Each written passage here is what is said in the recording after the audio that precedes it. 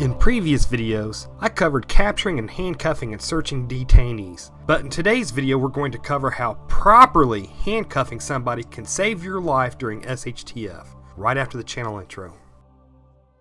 Remember, you are ultimately responsible for protecting yourself and for providing for yourself. Live your life with honor and integrity, and always be the wolf hunter. Don't be the sheep, and never be the wolf. Hey folks, welcome back to Ethical Preparedness. You folks know who I am.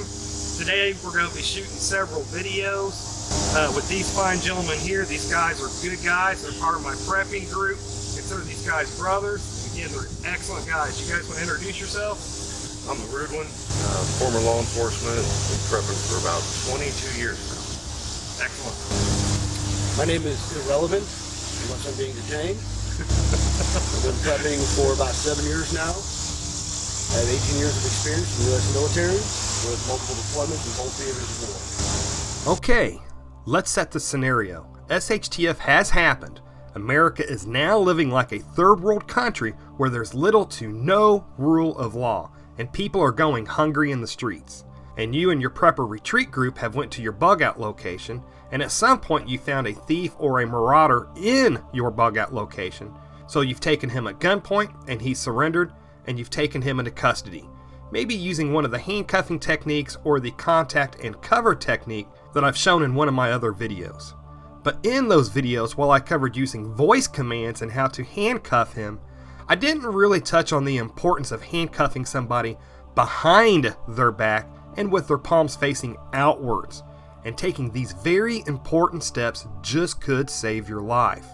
In so many movies, I've seen where people have been taken prisoner and they've had their hands bound or handcuffed in front of them. And it just irks me when I see that, because people can still pose a danger to you with their hands bound behind their backs, let alone when bound in front. When people are bound with their hands in front of them, they are still too much of a danger to you. Look how easy it is for my team member to grab an environmental weapon and be able to knock somebody out that's not expecting it.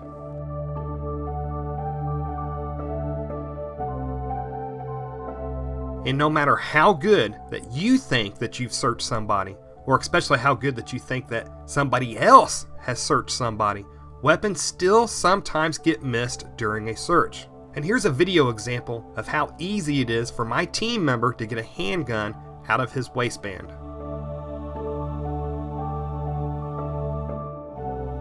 And even look how well he can manipulate his handgun when he's handcuffed in front. He is able to totally work the action of his pistol.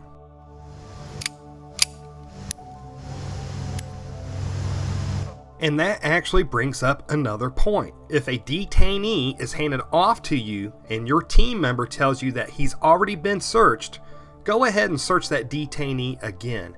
You'd be surprised what people miss when they search bad guys. So it's actually better to have 2 or more people to search that same bad guy. So remember, the whole idea of handcuffing or binding somebody's hands is to make them less of a threat to you.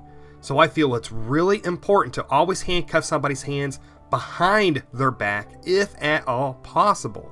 Obviously, if somebody has had recent shoulder surgery or something like that would be an exception of why we, the police, would make an exception and not handcuff that person behind their back. But barring a special circumstance like that, I always handcuff behind the back. And I think it's important to handcuff them where their palms are facing outwards and not inwards. Again, this is just making it more difficult for them to grab a weapon or fidget out some kind of a hidden handcuff key or something else. So here's a video example with my team member with his hands cuffed incorrectly where his palms are facing inwards instead of outwards.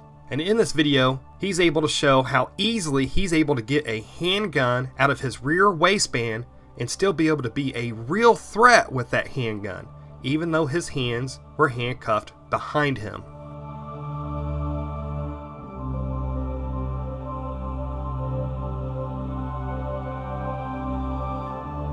And if you think it's impossible for a person whose hands are cuffed behind them to actually shoot you with a pistol, I'm here to tell you that I've seen plenty of people who are so agile that they've actually been able to use their cell phones while handcuffed in the back.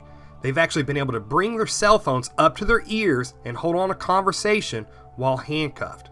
Of course, these are usually younger and thinner young adults, and I would probably pop something if I attempted something like that. But one last thing about handcuffing, making them too tight can cause damage to the person. And you probably won't care about this during SHTF, but it's just something to keep in mind. For a quick story, several years ago a guy got arrested for drunk driving, and he complained to the cops that the handcuffs were too tight, and the cops just blew him off, well, because every bad guy always complains that they're too tight. Anyways, he later sued them in court, saying that he now had nerve damage to his wrists, and this nerve damage meant that he could no longer work. And the court awarded in favor of him and ordered the police department and the police officers involved to pay him the amount of money that he would have made until the day he retired. And guess what this guy did for a living? He was a neurosurgeon. So folks, hopefully this video just gives you something to think about and also gives you just another tool for your toolbox that you could possibly use should SHTF happen.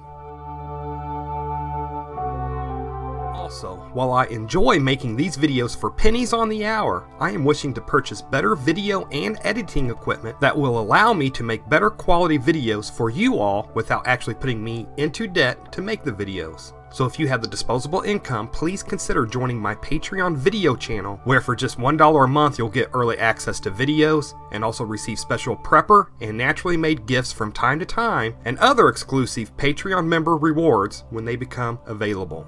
To help support our community, please subscribe and hit the like button. Please comment below. Please share this video on social media. And please make sure you have the bell icon hit for notifications of when videos are released. Find me on Facebook. Just type Ethical Preparedness page in the Facebook search box. Hey folks, for you safety Sallies that's out there, for today's videos, we did use all these plastic training guns, airsoft guns that were unloaded. Anyways folks, if you made it this far, hey, thank you very much for watching, and I pray that you have a good night.